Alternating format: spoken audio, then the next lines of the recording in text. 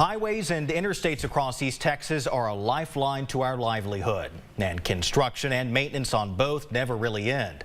Today, the Longview Chamber of Commerce hosted a State of the Region conference addressing the future of our vital thoroughfares.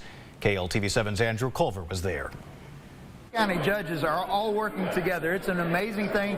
We don't see this in every community, every county, but in East Texas, we're working together. Different community leaders partnering for a common goal. Smith, Gregg, Marion, and Harrison County judges spoke to East Texas organizations about the future of our most traveled roads. Tyler District Engineer Verdon Webb spoke on both State Highway 31 and I-20. They both carry a lot of traffic.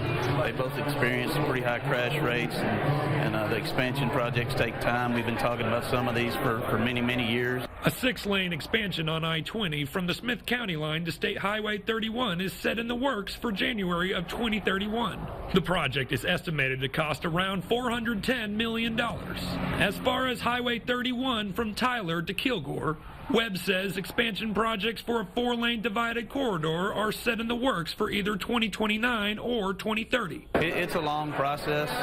It takes a lot of time, but it's something that this entire region's been behind and worked together to help happen, and that's what it takes. With projects affecting many counties, people there from all over East Texas saw how it trickles down to everyday life. Transportation is in the heart of East Texas. A lot of times from a football standpoint, we're in competition, and that's okay.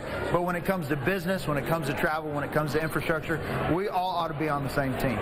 Andrew Culver, KLTV7 News. And listen to this. That engineer from TxDOT told us today traffic along Interstate 20 in East Texas has almost doubled since the year 2013.